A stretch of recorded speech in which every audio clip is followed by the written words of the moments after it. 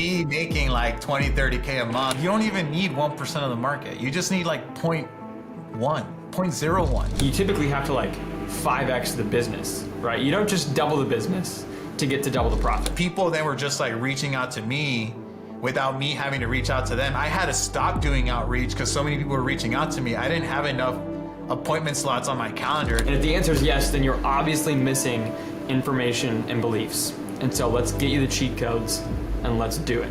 Lewis, what's up, my man? Thanks for coming on. There's gonna be a lot of coaches or people wanting to coach watching who are like, how the heck can I make $27,000 in month 3 of me coaching? But I first want to dive into your previous journey because I know that you ran an agency, a decent sized agency, it sounds like, before you got into coaching. So tell me about that first, and then we can get into sort of why you wanted to coach. Yeah, for sure. So I've been in the agency game for about 15 years now. Started back when, man, I was like 21 years old. I'm 34 now, so I've been at it for, so I was like back in the day when like Billie Jean first started coming into market. Like there wasn't all the gurus in the back end. So I always tell people like it was harder back then because you didn't really know who to follow. Like there wasn't anybody to follow. Like the coaching space was still, nobody gave advice. Like YouTube wasn't filled with, I tell people like it's way easier now because there's like YouTube University has like all this stuff that you can learn from. Whereas like back in the day, it was like nothing. So my like, I studied graphic design back in school. I always wanted to have an agency. So I come more from the traditional agency background. Now SMMA is like the big thing and the cash cow and like everybody wants to do it and stuff like that. But my background was more in like the traditional agency. And we did that for years. Struggled, typical traditional agency had all the struggles of like not having reoccurring revenue, didn't really know how to bring on clients, we're doing one-off projects, it was like feast and famine, like dealt with all that stuff. But then in 2015, that's when like Billie Jean came to market, started teaching all about like local lead gen marketing, Facebook advertising, different things like that. And dude, at that time, like I was so broke that like I didn't even have money. Like I didn't have money to join his program. So I had to like figure out a way to still get it pirated off a website. It was horrible. I tell people I gave him money afterwards. Like, it's okay. I gave him money afterwards. So it's okay. Yeah. Yeah, man. But that's how like desperate I was. Like, and I couldn't even afford to get the pirated program. Like I had to like ask my parents for money. And I had to get a secured card on top of that to still have enough to actually like pay. Dude, it was like one of those things where it's just like you're just, you need to do something, like your back's against the wall. You're just kind of like willing to do whatever it takes to like figure it out and just get it done. And I remember like being up at like 4 a.m. trying to like, dude, how am I gonna do this? And I remember doing that transaction was at that time. Learned it. We basically started working with like local businesses and offering those kinds of services, and we worked with the Mets Ball. We implemented a 2-week trial campaign for them. They went from getting like 7 leads a month to 127. They made 25 grand in the first 2 weeks of us working together. So that was kind of like our initial case study, and then from there we just started advertising it. Like I put up a case study blog article on our website, and then I started promoting that. And then lo and behold, our phone started ringing of people saying like, "Hey, dude, I saw you do this for this Mets ball. Can you do the same thing for us?" Like fast forward 6 months later, we were working with 30 Mets balls around the country. So that's when everything kind of clicked for me, where it's like, man, if we can have a model where we can niche down and work with a particular like business, and we have a winning campaign that we just rinse and repeat every single time, then dude, like that was kind of where like so eye-opening. And then on top of that too, the way that we were doing acquisition was through advertising, which was a paradigm shift for us because I cold called that Mets ball. Which I hated doing because I'm an introvert. Like I hate, like the last thing I wanted to do was cold call. I didn't want to talk to anybody. I had to like suck it up and just do it. But I would like pound the streets, and I'm in South Texas, so it's freaking hot down here. I would cold call, like I would go to the networking events, do all that stuff. And so once we figured out how we could spend money to acquire a client to make money, dude, that like I've never looked back ever since. And so since then, grew that. I ended up branching off from that agency because I had like a fallout with my partners. It was like 5 of us, which I would never recommend to go into a partnership with like more than 2 people. It's just really tough, you know. Especially with like an agency where it's supposed to be like a lifestyle kind of cash flow. You're not going to sell. Yeah, it was not lifestyle. It was very hustle. Like we used to work 7 days a week, 12, 16-hour days because the model didn't support for us to be more lifestyle because we were reinventing the wheel every single time because we were more traditional agency. And then it wasn't until I started doing more of the what is now known more so as like the SMMA model that lifestyle didn't really come into play. And so my business partners had like a different idea of what they wanted to do with the agency, and we didn't, you know, we had conflicting ideas and what we wanted to do. So at that point, it just kind of made sense for me to branch out. And I started another agency with my wife, and we just basically went all in on that. We've niched down and working with med spas, and then that was kind of like we basically just focused on scaling that. That was in 2017 when I branched off, and we started the company we have now, which is Everable, and started doing well. We were like we were capped at 25K at like 2019. We started working with another guy who really helped us scale in 2020. 2020 hit. We made January. We did 50K.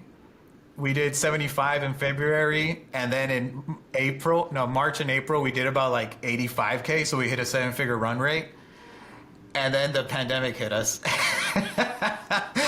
And we lost our business like overnight. You know, I mean, we lost half of our business overnight, which was like crazy. We were so fortunate. We didn't have to fire anybody. We still kept our entire team, which was really nice. But then what happened was that one of our med spa clients referred to us an orthodontist. And this orthodontist guy, I said, hey man, we've never worked with an ortho before, but we'll give it a shot, you know. We made this guy 37 grand in a month, dude, with only $1,000 in ad spend. Like, it was insane.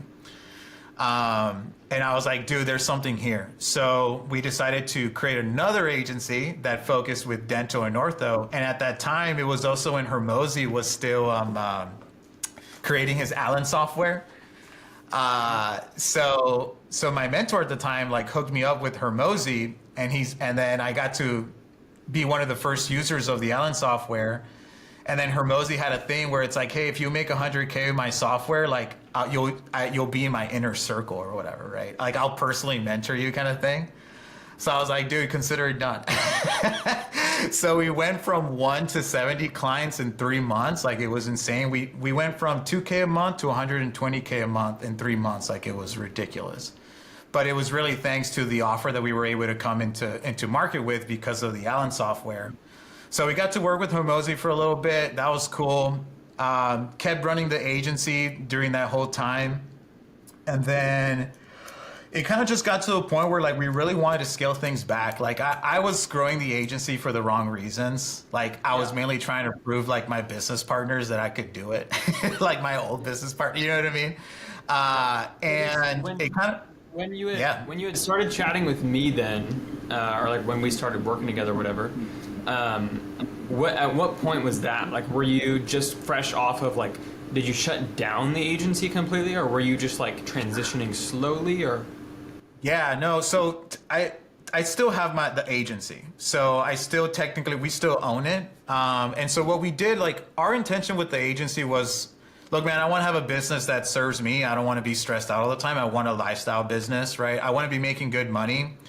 And so I also realized that I'm like, dude, I don't like managing people. I don't like having big teams. And so what we did was that we ended up merging the 2 businesses, the 2 agencies, and then we also downsized. So we downsized to a point where it just felt more comfortable, because as you bring on more clients, obviously like it's a lot more stressful, and the agency is just a lot more complex.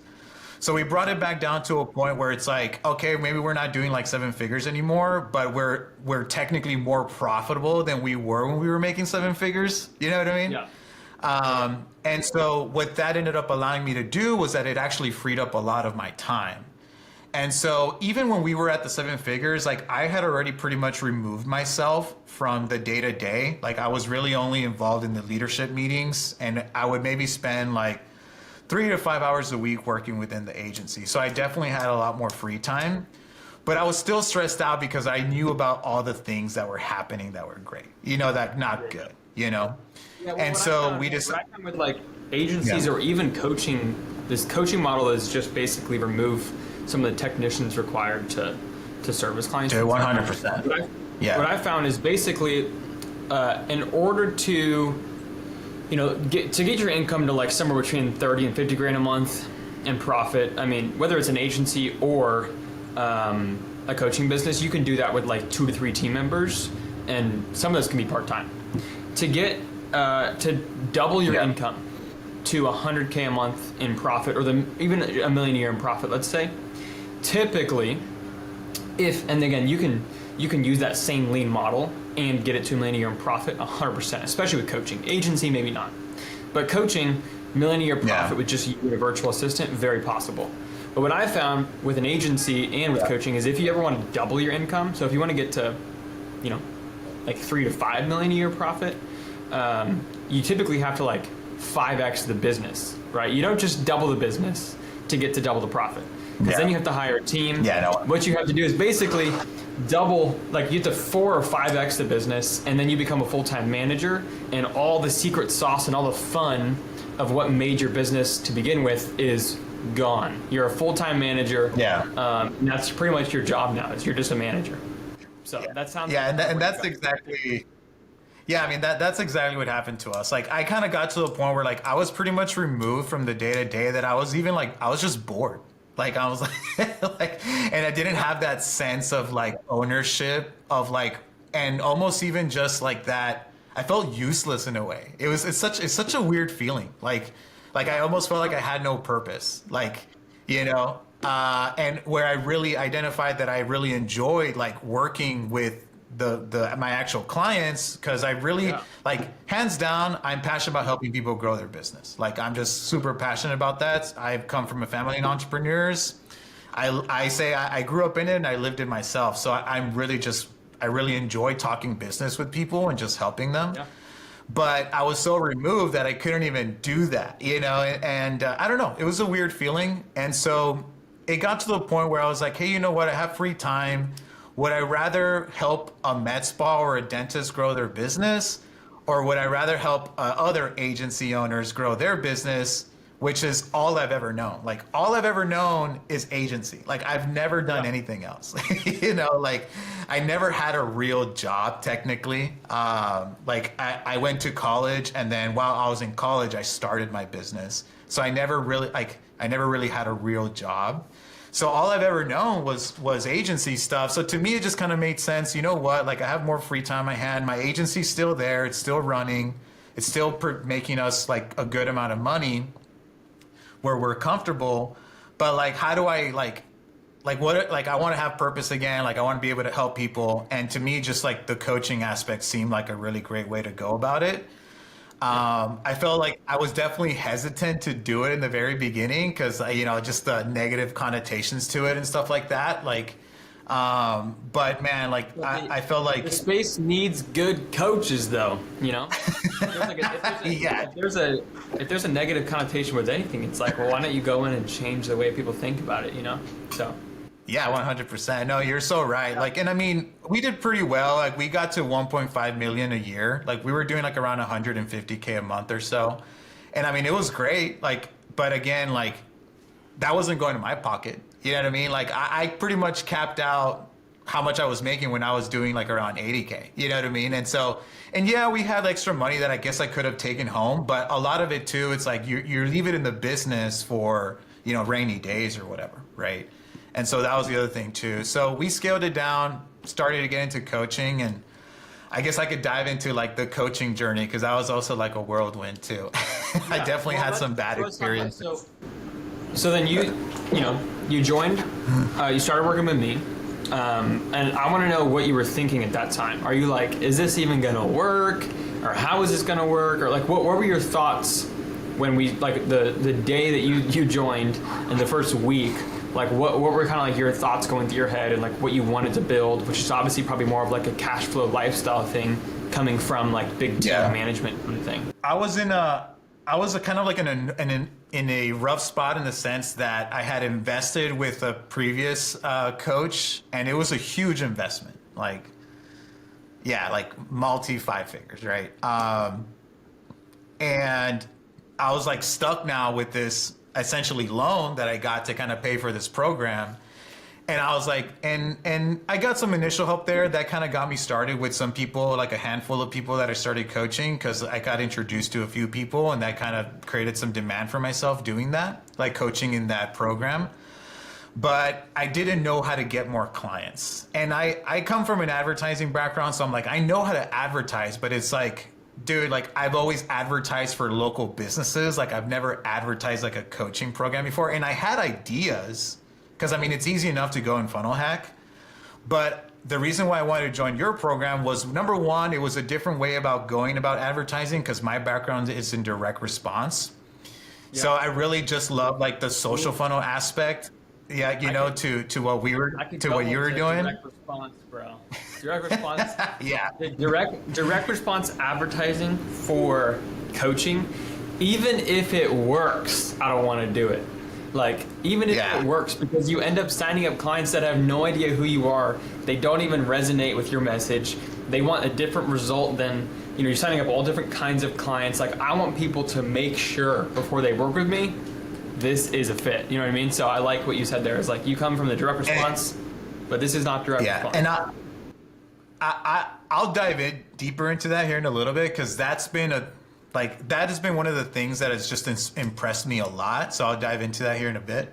But yeah, so like I was like, dude, I'm willing to pay to fast track results. You know what I mean? So it's like, I don't want to have to figure it out. I'm more than willing to, and I'll give this props to you, because like I know a lot of people, like I remember being young and working with people that were like 3 times my age, and me feeling like, shit, dude, like how is this guy supposed to trust me? Like, do I like a lot of imposter syndrome? And so I'm like, I don't care who it is as long as they have the track record, because I know like you're like way younger than me, and like I know that you have like other people that are like older in the program. But I was like, dude, like I checked out your stuff and I vibe with your message the most, and I love the results that you were getting for other people. And I was like, this dude figured it out. I'm willing to like join the program and pay whatever, so that I can like fast track my results, because I wanted to fast track it. Like I was stuck with this loan payment that I was just annoyed paying, and I really just wanted to like make it happen for myself, and yeah, that was huge. So like that was like the big thing for me. Like I really just wanted to fast track my results, and I was like, okay, I had been checking out your stuff for a while already. And there was like a few people that I was like considering working with, but again, I think I just vibe with your message the most, and I vibe with all the content. And then I was like, all right, let's just pull the trigger on this. Like once it was like ready for me to actually do it. Okay, cool. So then we start working together. Walk me through maybe like your key steps. Like if you could go back and think about your 3-month journey getting to 27K a month or whatever. What do you think in your eyes were like the key moments, the key steps, the key like epiphanies or aha moments that you kind of went through to get there? Yeah, I mean, the thing about the social funnel is that like you have to put in the work to actually, one, get super clear on your messaging, and then actually create your content. So I think when I first started too, I was a little uncertain as to like what my offer was and how I was positioning myself. And I love the feedback aspect to the social funnel. So I was like, screw it. I wasn't used to making like short form content, so I had to just get over it. I had to sit down, write the scripts, write the ads, sit down, just do it, and actually just create the content. So I sat down, got that done, and then my messaging was, I was speaking to SMMA owners, and I was speaking to my previous self in 2020 or 2019, where it's like, hey, I plateaued. I'm trying to get to that next level. I'm trying to get to 7 figures. And the space is saturated 100%. Like, you know, I mean, there's a lot of coaches, you know, people teaching and stuff like that. And so I still think I could have made my mark in it. But what started happening, which was really interesting, was that a lot of videographers actually started reaching out to me, kind of wanting to make a transition from getting out of like having to make content every single month to stacking on a service like paid ads to what they were currently doing. And so I was like, dude, like I'm getting some feedback from the market. And once I did that, I basically once I understood who I was talking to, and I kind of had the realization that like, I've been speaking to my 2019 self. What I need to do is actually speak to my 2012 self, where I was the creative who did design, video, photography. And I hated the agency that I had built for myself. And it wasn't until I transitioned to stacking on advertising as a service where things really like just blew up for us, you know? And that was like that big shift. Yeah. And so messaging is just, I mean, I you know, like I know you talk about it, but it's like one of those things you don't know until you know. Like, you know, it's like, no, it's not one of those things until you know, until you actually like get to experience it and you see it happen before your eyes. And so when I made that shift, go ahead. Sorry, I was gonna say a lot of people think that, like especially when they start working with me or whatever, or maybe they're like a lead or a prospect, and in the DMs we're having a conversation about this. They're like wondering, how are you running your ads? And I'm like, pressing the buttons in the ads manager is on the list of like skills that I would pay someone for, probably like the lowest tiered skill of pressing the right buttons. And the skill that is worth the most money, that you would want to pay the most money for, is how do we design an offer that's actually going to convert, but more importantly, what's the messaging around the offer? And like who specifically we're speaking to, what angle are we taking on their problem? The messaging is like the most important piece of all, right? Like on the game plan calls I do with people, we primarily just focus on, all right, everything else I can teach you in group calls, training stuff, but like the one piece that's gonna be unique to you is your messaging. So I love what you said there. Yeah, dude, and it was insane. Like my cost of acquisition pretty much went in half. Like like literally from 1 month to the next. Just because I got clear on who I wanted to serve, and then I started speaking to that person, of that version of myself, like more than a decade ago, who was like struggling with all of these problems, right? And it's just so powerful, man. Like going back to what I was saying about like the social funnel and bringing the right type of people in and stuff like that, that has been the biggest, like to me, the biggest thing why I just really love this type of like advertising and marketing. Because the type of people that are coming in, like, they're me. Like, they're versions of me in different parts of the country.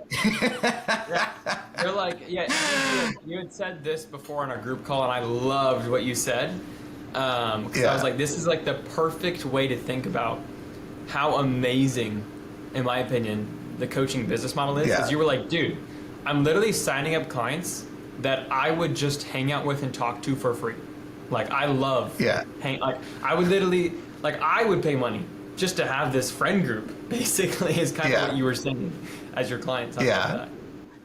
Yeah, and so the guys, man, like they're super cool dudes. And I think that's one of the biggest things, like being able to draw people that are like, people are coming into the calls, they already know, like, and trust me. They're repeating my own words back at them, like back at me. You know what I mean? Like, you've indoctrinated. And that's indoctrination. Yeah, so 100%. So between the Instagram content along with the YouTube content, like it's just been such a big game changer.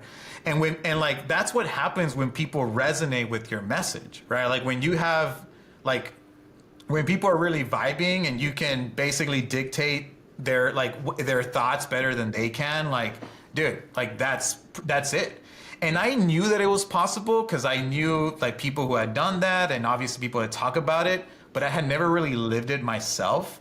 And once I actually, like, now that I'm experiencing that, like, dude, I'm like, this is amazing. And so I can't really, like, you know, I can't stop talking about it. Like, I think it's just really crazy, like how you can actually leverage that.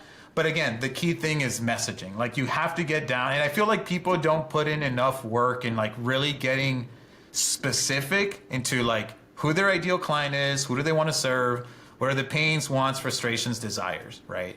And if you can understand that better than they can and like speak to it too, that's where you win. Because like the amount of people that are advertising, like a ton, right? Like everybody's advertising, everybody's making content, but like that's how you become like music versus noise, right? Yeah. And so that's what I tell my guys. And dude, even the results that they've been getting from running it from like, because I basically work with videographers and helping them like add paid services to their business, to their agency, and they're implementing the social funnel. And dude, the results that they're getting too are just like insane, like where they're actually bringing on like big clients. Like one of my guys just signed on like a 9-location DSO. It's like a dental organization group. And that came from like him establishing himself as an authority through social content and then the social funnel, you know? And I'm just like, bro, like, and even just other people like that too, where, you know, like in like working with lawyers, working with like farms and barbecues, like working with chiropractic, like different industries like that. We've started using it for our own agency too. So bringing in like orthos and stuff. And like, again, we always did direct response. Like, dude, the show rates on direct response are like horrible. You already know. Like, direct response, like so the direct response game is basically just like a race to who can hate their business the most and have 20% margin. That is what the direct response game is. It's like, how can we run ads to get people that have no idea who I am to book in a call immediately, to then have a 50% show up rate and a 20% close rate and a 50% default rate on the people that come in on payment plans, and then like 10% refund requests and chargebacks. That's the business that direct response marketing builds you in the coaching space. And the good news is that you don't have to do that. There's a much better way. Yeah, 100%. And a lot of people, like when I first explain the social funnel, they're oftentimes like, oh, like that's great, but that means it's going to take me X amount of time to get results. And it's like, no. Like you can like, I don't know how quick it was from launch for you to sign your first client, but it's less about like, let's just extend the sales process, and it's more about just finding the people that resonate with your messaging and then getting them to consume more content before getting on a call. And they could do that in 24 hours, right? Like it could be quick. Yeah. How long before you got your first, when you launched? So I actually want to speak to this because I mean, I feel like there's obviously full spectrum, right? Like I recall being in the group and some guys like, dude, like they're getting results like within the first 30 days. I think for me, it did take me a little bit longer. And I would say for anybody that like, and it was something that I had to like battle with, you know what I mean? Like it was something that ultimately I was a little like sad, you know what I mean? Or just kind of like, oh man, like kind of beating myself up for it because I felt like I wasn't getting as fast as results as like other people. Yeah. But I think for me, like it's really more so about identifying one, like my messaging. So just dialing that in, making sure that I'm speaking to the right person. And then two, like if I'm spending enough money. So I don't know. I mean, I know other industries, like some of these guys are cost of acquisition is like ridiculous. I think in my industry, it is a little bit more saturated. So my cost of acquisition is a little bit higher. But I remember like a specific situation where I was like a little upset that I didn't have enough calls on my calendar. And mind you, I'm no stranger to advertising. Like I used to spend like $30K a month on ads, like with the agency. So I'm like, I'm okay to spend money. But I was even like, had to even take my own advice because I was like, dude, if I'm not happy with the amount of calls I have, all I need to do is spend more money. So I'm like, suck it up and spend more money. So I remember one day I was like, went from like a hashtag in our group calls and stuff where like pretty much anybody that comes on and is like, you know, I don't have the calls that I want or whatever, I ask them like, okay, what's your cost per call? What's your cost per acquisition? And they're like, oh yeah, well my cost per acquisition is like $200. And I'm like, okay, how much cash are you collecting on average on the phone? They're like, oh, like 2,500. And I was like, bro, everybody drop in the chat right now, hashtag spend more money on ads, and just everybody. Yeah. Go ahead. So, 100%. Yeah, so that was my thing too. I was like, dude, like I had to because I tell my clients all the time, like, you have to know your numbers. Once you know your numbers, like, you can identify where the leaks are. And then business is a big math equation. Just identify all the variables. If you're not happy with the end result, change the variables. Yeah. And so I had to like take a step back and I'm like, okay, dude, you're being emotional about this. What are the numbers telling you? And once I looked at my numbers, I'm like, okay, I'm actually not that bad. I just need to spend more money.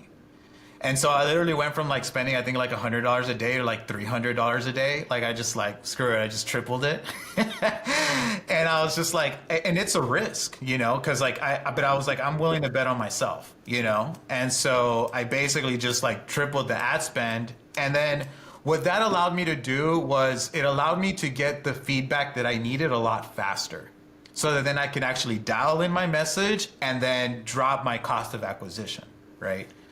And so that was like a really cool like turning point for me where I was just like, it just clicked, you know? And so I think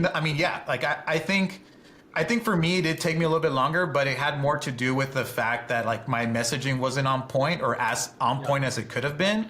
And I just needed to spend more money. That's all. Yeah. But the key is once you did get it to work, you pressed the gas, dude, yeah. Like, and you hit 27K on 3. Right. I was getting like 8 calls on the. I was like it got to a point where it was so dialed in. I was getting like 6 to 8 calls per week, like on the calendar. Hell yeah. Yeah, and that was just like, you know, people like and good people like hitting me up, and that's the thing too. Like, cause I'll tell the guys that I work with too. It's like it builds momentum on itself. Like the different, like I'm so used to direct response that when I turn on an ad, I'm expecting a book call in 24 hours. Like if not, like I'm like, what's going on, right? The social funnel is different because like, it does to me, like in my opinion, like it can take a little bit to get up and running. It also depends on how well you're positioned in the marketplace. Like if you have no authority positioning, like if all your content sucks or you have zero content, well then sure, like it's gonna take you a little bit longer because you're still building that content, right? Yeah. But I think for me, it's like once I was able to kind of hone that down, like it just really like took off, and it's a snowball effect, dude. Like it was crazy. Like it was a little slow in the beginning, but then it just like started snowballing and snowballing. That I'm like, people then were just like reaching out to me without me having to reach out to them. I had to stop doing outreach because so many people were reaching out to me. I didn't have enough appointment slots on my calendar to like even just do outbound anymore. Like, you know what I mean? Like the warm outbound. So that was like really, really cool. Hell yeah. Filling up the slots where you gotta turn leads away. Hey dude, sorry, my calendar's full, bro. I love it. Okay, so what would you say is like what would your number one advice be to someone like a coach out there who's watching this video, or they're wanting to start coaching, either way, and they want that, $30,000 a month lifestyle cash flow coaching business that I talk about all the time, that you're talking about right now? What would your like number one piece of advice, or maybe even like next steps for them to take? What would that be? Yeah, I mean, like I guess at the end of the day, it's like you have to know that what you're selling that people want, right? Like there's like demand for it in the marketplace. And then I think like once you know that that's there, it's getting clear on who you want to serve. And then again, like getting the messaging down. So messaging is like, what are their pains, wants, frustrations, and desires? And then dude, just implement the social funnel. Go work with Grayson. Like go figure it out. And not like definitely like, man, like, and this is what I tell my guys, like, look, dude, you can obviously spend the time and the money to go figure it out yourself. Like you 100% can figure it out yourself. You can go and funnel hack. Like I funnel hack all the time. Like I know how to funnel hack. I've been doing this for 15 years. But like for me, it's like, I'm like, dude, I don't want to spend the time trying to like needing to like funnel hack. I'd rather just get the cheat codes and let's go. You know what I mean? Like get to my end result a lot faster, right? And I also like, I think accountability is huge. I think being in a group with people that are all doing the same thing as you, like you get to borrow beliefs from your mentor and then from the other people in the program too. And I think that goes a long way because a big part of it is mindset. Like, dude, mindset is so freaking huge. Like, and it was even one of those things that I was like struggling with, like right before I had joined the program. Cause I'm like, dude, like I've never done this before technically. Am I even like fit to do it? And I'm having like all these like negative beliefs or like, limiting beliefs and stuff like that. Yeah. That's the other thing too about being in a group with other people. When you can see what other people are doing, that gives you the belief that you can do it too. Yeah. And then you get to share beliefs among everybody. And that's more intangible, but dude, it goes a long way. Like I would say it's like fundamental. People will think like that their mindset necessarily isn't the problem, or their beliefs aren't the problem, and they think that they just need like tactical help of like here's like how to run the ads, how to script your ads, whatever. And like what I would just ask that person is like, okay, if I stepped into your body and into your mind and you all of a sudden thought the same way as me, again, there's nothing special about me, I'm just using myself as an example. Do you think you would be getting the result that you want? Okay, yes or no? Probably yes. And if the answer is yes, then you're obviously missing information and beliefs. And so let's get you the cheat codes and let's do it, right? So it's like the same thing that you probably when you're working with your clients. Is like oftentimes people will sign up with you simply just to borrow your confidence and you to tell them, yes, this is going to work for you, go take action. They're like, all right, that's all I needed, let's do it, right? So it's huge, it's a huge thing. So. Yeah. All right. 100%, dude. Your last piece of advice, someone watching this, obviously work with your boy. That's a given. But last piece of advice, someone watching this, and they're gonna start coaching, or they have a coaching business, and maybe they're a little bit burnt out, kind of like your agency days. What are the beliefs? If you could just take a belief from Lewis's brain, and you could just like imprint it in their head, what would like the core mindset shift, belief shift be for someone like that watching this video? So somebody transitioning from agency to coaching? Or just somebody who wants to start coaching or is already coaching and maybe is a little bit burnt out from coaching and they've been doing it for a while and they're kind of stuck. What would your number one belief shift you could just give them? What would that be? Maybe a loaded question, but I think for me, like going from the standpoint of from like agency, being an agency owner to then like shifting to coaching, like I technically still have my agency, so we still have that. But one of the limiting beliefs that I had was around like, like for some whatever reason, like, I'm like, we can't do teach kind of thing, right? And I'm like, I don't know why I had that belief, because at the end of the day, like I still have my agency, we're still great at what we do. But I don't know why, it was just always something there, and I think it's just something that I kind of like grew up with. It's like that, yeah. And also, if people didn't catch it that are watching, you said if you can't do, you teach, and that's like something that, like, those are comments that I get on my ads. It's a very common belief, and I think that belief is completely wrong. I think Hormozi recently posted a YouTube video where he went over. I don't know if you watched this or not. He basically compared. He said, should you start coaching on the business model that you do, or should you just keep doing the business? So in your example, it's like, should I just keep running my agency and scale that up because that's a quote unquote real business, or should I start coaching instead? And basically the conclusion is like, if you want a low cash flow, high stress business, but one day you might have a chance at selling it for 8 or 9 figures, and you want to work for 5-ish years to do that, keep doing it. If you want a high cash flow, low stress, profitable coaching business where you probably love what you do every single day, if you build it the right way, you should coach. So I don't think it's a can't do teach, I think it's a lifestyle choice.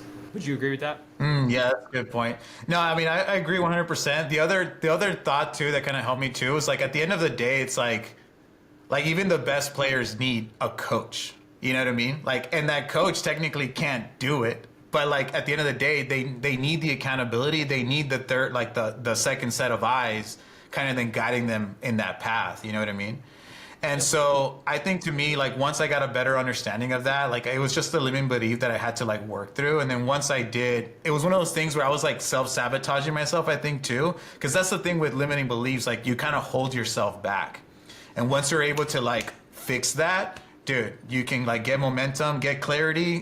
Clarity leads to momentum, and then you can get to where you want to go, you know?